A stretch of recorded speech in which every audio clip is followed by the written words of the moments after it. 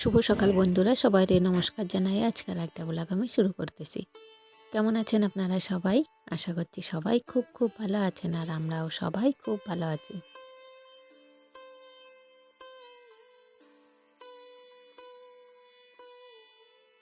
বন্ধুরা, আমি চিত্রা, আমার চ্যানেল চিত্রা ব্লগে আপনাদের সবাইকে জানাই অনেক অনেক স্বাগত। বন্ধুরা, এখন ঘড়িতে টাইম হয়েছে সকাল 7টা।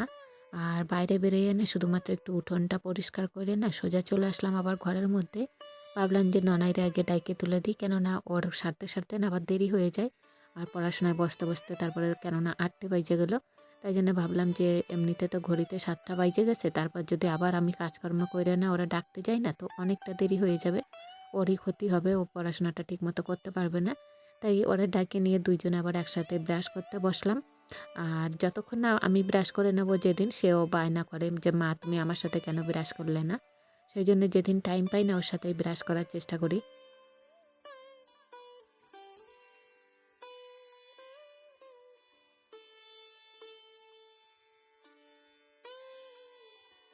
তারপরে বন্ধুরা চলে আসলাম রান্নাঘরে চা করতে।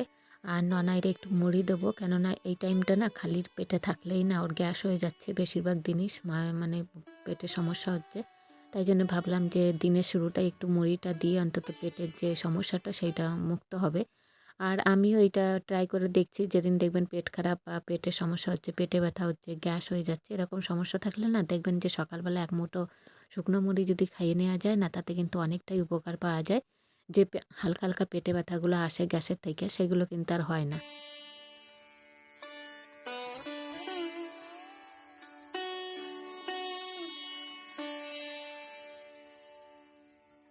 তারপরে বন্ধুরা চাটা খাইয়ে না ননাইরে একটু বই নিয়ে বসাই দিছি, আর বললাম যে তুই হাতের লেখা করতে থাক, আমি এই কাজগুলো করে নিই। আর তার মধ্যে ওর গানের রেওয়াজটা করা হয়ে গেছে। তারপরে নিচে এসে কিন্তু আমি এই কাজটা করতেছি, আর ও হাতের লেখা করতেছে বসে বসে, মানে হোমওয়ার্ক যেগুলো থাকে স্কুলের হোমওয়ার্ক, তারপর টিউশনের হোমওয়ার্ক, ওইগুলো এখন বসে বসে করবে। তারপরে আমি যখন টাইম পাবো আমি ওর আলাদা বই নিয়ে বসাবো আবার।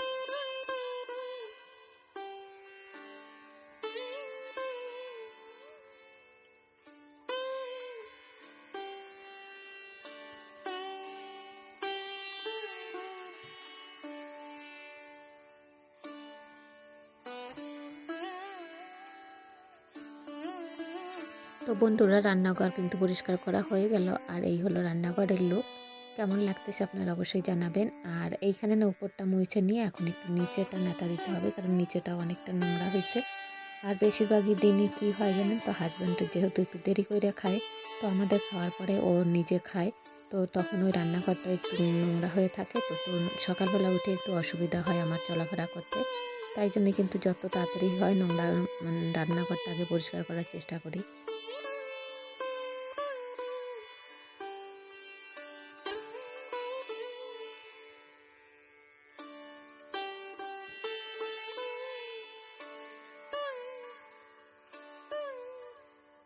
রান্নাঘরটা পরিষ্কার করে নিয়ে না বন্ধুরা চলে আসলাম নিজের ঘরটা একটু নেতা দেওয়ার জন্য। তো এদিকে নিজের ঘরও নেতা দেওয়া হয়ে গেছে, বারান্দাও পরিষ্কার করা হয়ে গেছে।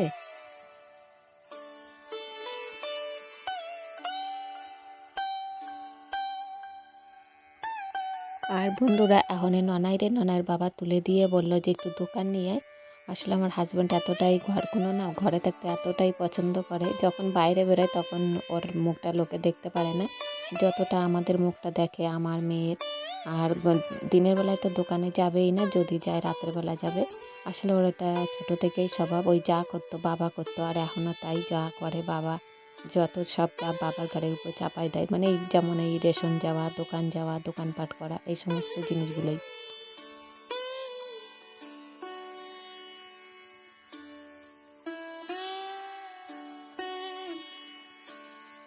হয়তো বাজারের ব্যাপার থাকলে চলে যায়, বাইক চালায় চলে যাবে মেয়েটারের সঙ্গে নিয়ে, কিন্তু এই যে ঘরের পাশে যে আমাদের দোকান গ্রামের মধ্যে, ওই দোকানে যদি ওরা বলি না দিনের বেলা একটু দোকান করে নিয়ে এসো, ওরে কোনোভাবেই নেওয়ানো যাবে না। আর এই জন্যই কিন্তু মাঝে মাঝে ওর সাথে আমার খুব অশান্তিও হয়, যে আমি যে একটা মেয়ে মানুষ হয়ে বারবার দোকানে যাব, কেন বা বাচ্চাটারে বারবার দোকানে পাঠাবো, ও কেন একটা ছেলে মানুষ হয়ে যাইতে পারবে না। তো এইসব করতে না খুঁটিনাটি আর কি বকতেও থাকি ওরে, তবে ও কিন্তু ওইগুলো মুখ বুজে সহ্য করেও নেয়। কেননা ও জানে যে ওইটা ওর একটা খারাপ স্বভাব। তো বন্ধুরা, মেয়েরা দোকান থেকে আসার পরে এই যে একটু বেসন বড়া করবো। আসলে ওই বেসনটার দরকার ছিল, ঘরে যেটুকু আছে সেইটুকুতে হবে না। আসলে এখন মুড়ি খাবো কী দিয়ে, সেই জন্যেই বেসনটা আনতে পাঠানো হয়েছে দোকানে। তো আনার পরে আর কি বেসন বড়া করতেছি একটু ঝাল ঝাল করে, একটু শুকনো লঙ্কা দিয়ে আর একটু নুন দিয়ে বেসনটা শুধুমাত্র একটু ভালো করে ঘাটায় নিয়েছি। তারপরে এই বাটিটাই কিন্তু বড়াগুলো করছি, এর জন্য কিন্তু আলাদা করে আর কড়াই করলাম না, কেননা বড়াটা করার জন্য না বাটিতে একটু ভালো হয়। আর ভাবলাম যে এইটুকু বড়া করব, তার জন্য আবার আলাদা করে কড়াই আবার তেল লাগাবো, তো সেটা তো আমারই আবার ধুইতে হবে, কেননা এরপরে আবার রান্না বান্না আছে, সেখানে আবার কড়াইটা নোংরা হবে। তাই জন্য যতটা পারি বাছাই করলাম আর কি।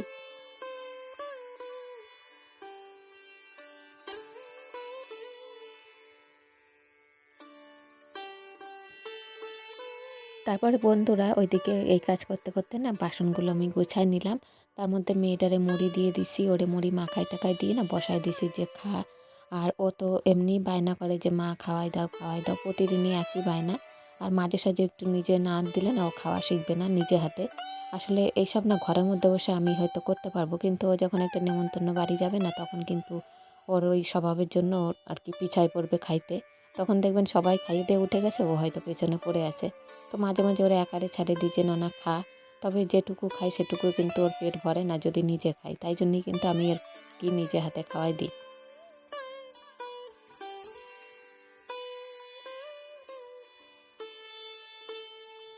এবারে বন্ধুরা, বিকেলের দিকে চলে আসছি। আজকে দুপুরবেলা না সেরকম কিছু রান্না করি নাই, ওই একটু ডাল আলু পোস্ত। তো তাই জন্য না আর আপনাদের সাথে শেয়ার করলাম না। তারপরে সোজা চলে আসলাম বিকেলবেলা একদম। তো এখানে একটু উঠোনটা নোংরা হয়েছে, তার মধ্যে জামা কাপড়গুলো সব সকালবেলায় ধুয়ে দিছিলাম। অনেক জামা কাপড় আজকে কাচাকুচি করছি, তো সেইগুলো করতে করতে না শরীরটা প্রচণ্ডই দুর্বল হয়ে গেছিলো। আর তার জন্যই রান্না করার সময়টা না আর ইচ্ছা করে নাই যে একটু ক্যামেরা করে আপনাদের সাথে শেয়ার করি।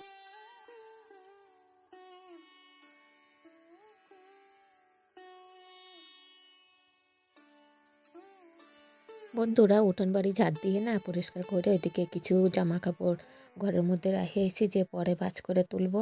আর এখন একটু এইখানে যত শীতের জামাগুলো, বেশিরভাগ জামাগুলো তো এখন আর প্রয়োজন পড়বে না মনে হচ্ছে, যে আবহাওয়া। তবে জানি না, মাঝে মধ্যে যদি একটু শীত শীত পড়ে, তার মধ্যে আবার যদি বৃষ্টি হয়, তো একটু শীত লাগতে পারে। তাই জন্য হালকা হালকা দেখে কয়টা জামা রেখে দিচ্ছি শীতের, আর এই যে মোটাগুলো সব ভরে দিচ্ছি, কেননা জামা কাপড়গুলো না প্রচণ্ড পরিমাণে এদিক সেদিক ছড়াই ছিটায় রয়েছে। আর অনেকটা জামা কাপড় কিন্তু আমাদের এইখানে থাকে এই চালা ঘরটায়, তাই জন্য কিন্তু সবসময় অগোছালো মনে হয়। তবে যতক্ষণ পারি আমি কিন্তু গুছায় রাখার চেষ্টা করি। তো সেই সব জামা কাপড়গুলো না এর মধ্যে, এই যে বাক্সটার মধ্যে আমি রেখে দিই। যত শীতের জামা কাপড়, বাড়তি জামা কাপড় যেগুলো ইউজ করা হয় না।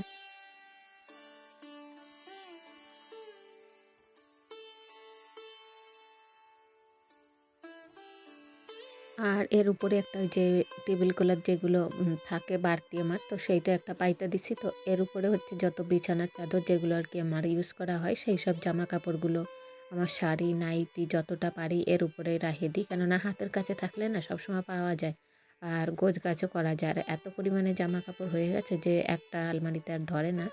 আর বেশিরভাগই যেহেতু এগুলো রাফ ইউজের জিনিস, সেগুলো আর মনে হয় না আমার আর যে আমি আলমারিতে বা কোনো বাক্সের মধ্যে ঢুকায় রাখি।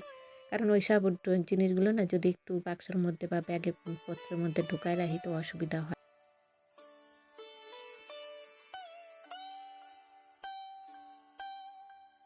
তো বন্ধুরা, এই বাক্সের মধ্যে না অনেকগুলো শাড়ি ছিল, সেগুলো বার করছি। কিছু গরমের নাইটি ছিল এই বাক্সের মধ্যে রেখে দিয়েছিলাম, তখন তো শীতকাল ছিল, তো শীতকালের মধ্যে যত শীতের নাইটিগুলো বেশি পরছি। আর গরমের নাইটি, তারপরে কিছু শাড়ি, হালকা জামা কাপড়, অনেক কিছুই এর মধ্যে ছিল। হাজব্যান্ডের গেঞ্জি যেগুলো গরমে পরার মতো আর কি, সেইগুলো কিছু বার করলাম। আর কিছু শীতের জামা কাপড় ওর মধ্যে ঢুকায় রাখছি। তার মধ্যে এইগুলো গোছগাছ করতে পারছি, আর কিছু যে রেখে দিছি সাইডে, সেগুলো আবার কালকে সকালে কিংবা যখন টাইম পাবো তখন গোছগাছ করব। তো ওখান থেকে চলে আসলাম সোজা ঘরের মধ্যে। এর মধ্যে আর টাইম পাই নাই, সন্ধ্যা হয়ে গেছে, একটু সন্ধ্যাবাতি দেখাই দিলাম মাঝখানে। এর মধ্যে মাঝখানে বন্ধুরা, মেয়েটারে একটু আলু ভাজা করে দিছিলাম, আলু ভাজা দিয়ে মুড়ি খাওয়াই দিয়ে না, তারপরে ওরা টিউশনি থেকে দিয়ে আসে সোজা বসে বললাম এখানে এই জামা কাপড়গুলো নিয়ে, কেননা এই টাইমটা যদি এইগুলো না করি না, আবার এরপরে তো রান্না আছে, তারপরে আবার হাজব্যান্ড ঘরে আসলে তার পেছনে আবার টাইম দেওয়া, মানে ও যদি ঘরে আসে তখন আমার অন্য কাজ করার সময় পাই না। তাই জন্য বন্ধুরা এখন বসি যে তাড়াহুড়ো করে একটু গোছগাছগুলো করে নিই। আর মেয়ের জামা কাপড়গুলো না একটা জায়গায় আলাদা করে রাখবো, কেননা ওর জামা কাপড় যখন কোথাও বেরোবার হয় না তাড়াতাড়ি করে হাতের কাছে খুঁজে পাই না। তাই জন্য আজকে না এই জামা কাপড়গুলো যে বের করছি সব একটা এলোমেলো হয়েছিল, কোথাও লেহেঙ্গার একটা উপরের জামা আছে তো নিচের জামা নাই, এরকম করে বাক্সের মধ্যে আর কি রাখা থাকে। তো সেইগুলোর না আজকে সব খুঁজে খুঁজে বার করছি যে এক জায়গায় ভাঁজ করে রেখে দিই, কেননা একটা অনুষ্ঠানে যাবার সময় তাড়াহুড়ো করে হাতের কাছে পাওয়া যায় না, তখন কিন্তু মাথা খারাপ করার মতো হয়ে যায় আর কি। আর ননাই একটু খামখেয়ালি, তো কোনো সময় উপরেরটা পরে কোনো সময় নিচেরটা পরে আর কি। ওর অভিযোগ কি যে মা আমার এই জামা কাপড়গুলো পরতে দেয় না, তো আমি পরতে পারি না। আর ওর না সবসময় চাই জামা কাপড়গুলো পরতে। আসলে গ্রামের ব্যাপার বুঝতেই পারতেছেন যে আর 5টা মেয়ে মানুষকে যেভাবে চলতে ফিরতে দেখে ও চাই ঠিক সেরকম করতে।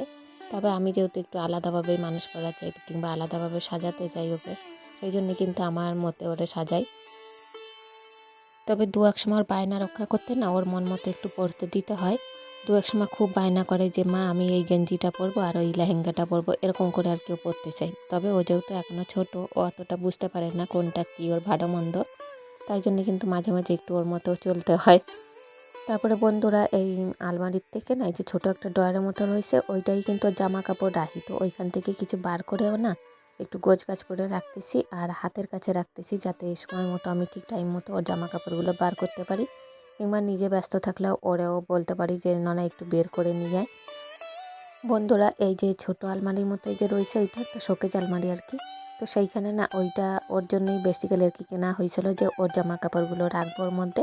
তবে এখন না মাঝে মাঝে যখন আমার জামা কাপড় আমার আলমারিতে ধরে না, তো সেখানে না আমার কিছু জামা কাপড়ও ঢুকাই দিই। তবে সেইগুলো এখন বার করে করে আলাদা করে রাখতেছি, যদি প্রয়োজন হয় কিছু রাখবো ওর মধ্যে, আর ওর কিছু জামা কাপড়গুলো এখান থেকে বার করে কিছু বাইরে রেখে দিয়ে আসবো। কেননা ওর কিছু স্কুলের জামা কাপড়গুলো যেগুলো গরমে পরার মতো, তখন তো শীতকালে অত গরমের জামা কাপড়গুলো পরাতাম না, যেহেতু সোয়েটার পরে স্কুলে যাইতো। তারপরে সেই জামা কাপড়গুলো এখন বার করে বাইরে চালা ঘরেই রেখে দিয়ে আসবো, যাতে হাতের কাছে পাওয়া যায়। ওই স্কুলে যাওয়ার সময় সেই একই কাণ্ড শুরু হয়, কই জামা কাপড় খুঁজে পাচ্ছি না, এই হচ্ছে না সেই হচ্ছে না, যখন আমি আর কি অন্য কাজে ব্যস্ত থাই। তো সেই জামা কাপড়গুলো এখন একটু বাইরে চালায় রেখে দিয়ে আসবো, আর কিছু জামা কাপড় যেগুলো সেটিংয়ের জামা কাপড় আর কি, একটার সাথে একটা সেট করা, সেইগুলো সব এক জায়গায় যে গোছায় রাখলাম, এগুলোর এক জায়গায় গোছাই দিয়ে না সব এই আলমারিটার মধ্যেই রেখে দেবো। তারপরে বন্ধুরা আমার কিছু ওড়না যেগুলো আর কি সেই বেনারসি কাপড়ের ওড়নাগুলো, তো সেইগুলোও না অগোছালো হয়ে রয়েছে। কিছু ওড়না এখানে রয়েছে আর কিছু অগোছালো ছড়াই ছিটায় রয়েছে। আসলে ওই এক একবার ব্যবহার করা হয়, তারপর ধুয়ে রাখার পর হয়তো ঠিকঠাক করে গুছায় রাখা হয় না। আর গোছায় রাখলেও একটা আলমারির মধ্যে থাকে না, কোনোটা হয়তো অন্য আলমারিতেও পড়ে রয়েছে। তো এরকম করে না সব বার করতে হবে। এখানে দুটো পাইছি, তো দুটো পাওয়ার পরে আরও দুটো এখনও পর্যন্ত খুঁজে পাই নাই। তবে বাইরেও একটা দেখে আইছি চালাঘরে, সেইখান থেকে একটা নিয়ে আসবো। আর দুটো কোথায় এখন ঢুকছে, তো সেইগুলো এখন বার করতে হবে। তারপরে বন্ধুরা এখানে জামা কাপড় বার কইরা গোছগাছ করে রাখতে যাই না, দেখি যে আমার একটা মানে কিছু জুয়েলারির একটা ব্যাগ রয়েছে, সেই ব্যাগটা মেয়েটা কোন সময় এর মধ্যে ঢুকায় রাখছে। আসলে ওর নূপুর, আমার নূপুর, তারপরে রূপোর যে জুয়েলারিগুলো থাকে সেই জুয়েলারিগুলো ওই ব্যাগটার মধ্যে ছিল। তো ও যখন নূপুর পরছিল সেই ব্যাগটা এখানে ওর এই শোকেসটার মধ্যে, যেহেতু এইটা ওরই শোকেস, এই সরি আলমারি, তো সেই আলমারিটার মধ্যে ঢুকায় রাখছে। এবার আমি এইটা এখন জামা কাপড় গোছাইতে যেয়ে বেরোয় পড়ছে, তো আমি ভাবলাম একটু নূপুরটা পরি, গরম পড়ে গেছে, এখন যেহেতু মোজা পরার আর প্রয়োজন পড়বে না, তাই জন্য পাটা তো খালি আছে, তো এখন একটু পায়ে নূপুরটা পরে থাকতে পারবো। এইখানে আবার একটা ঘটনা ঘটলো বন্ধুরা, আমার যে লং স্কার্টগুলো আছে না, ওই স্কার্টের একটা উপরের গেঞ্জি খুঁজে পাচ্ছি না, তো সেইটা খুঁজতে যাই এই বড় আলমারিটা, এটার মধ্যে একটু খোঁজাখুঁজি করলাম, উপর দিয়ে দেখলাম যে খুঁজে পাচ্ছি না। ভাবলাম যে এখন কোথায় ঢুকছে সেইটা এখন বের করা মুশকিল, কেননা এখন যদি খোঁজাখুঁজি করতে চাই আলমারি থেকে সব নামাইতে হবে, তাতে কিন্তু খাটনি আরও দ্বিগুণ হয়ে যাবে। আর এখন যেহেতু রাত্রিবেলা, তাহলে আমি ঠিকমতো আবার ভাতটা বসাইতে পারবো না, যেহেতু এখন আবার ভাত করতে হবে। তাই জন্য ভাবলাম আবার পরে না হয় খুঁজে বার করব। আবার এর মধ্যে বাপের বাড়ি যাওয়ার একটু প্ল্যান করতেছি, যে কদিনের মধ্যেই যাব, তখন তো আবার জামা কাপড়গুলো প্রয়োজন পড়বে। তো এখন থেকে গুছাই না রাখলে না তখন আবার হুটহাট করে বেরোইতে পারবো না। আমি যেহেতু একটু হুটহাট প্ল্যানিংয়ে সব জায়গায় বেরোই, কারণ আগে থেকে প্ল্যানিং করাটা হয়ে ওঠে না। বেশি করে যখন আমি আর কি বাবার বাড়ি যাই তখন কিন্তু হঠাৎ প্ল্যানেই চলে যাই। যাই হোক বন্ধুরা, সমস্ত গোছগাছ কমপ্লিট করে এদিকে খাটটা একটু নোংরা হয়েছিল, খাটটা গোছায় নিলাম। আর বন্ধুরা আজকের ভিডিওটা না আমি এইখানেই শেষ করব। আপনাদের কাছে কেমন লাগতেছে আপনারা অবশ্যই জানাবেন, কমেন্টস করবেন বেশি বেশি করে। দেখা হবে আগামীকাল ঠিক বেলা 3টের সময়। সবাই ভালো থাকবেন, সুস্থ থাকবেন, সবাইরে ভালো রাখার চেষ্টা করবেন। সবাইরে জয়গুরু জানাইয়া আজকের মতো বিদায় নিতেছি।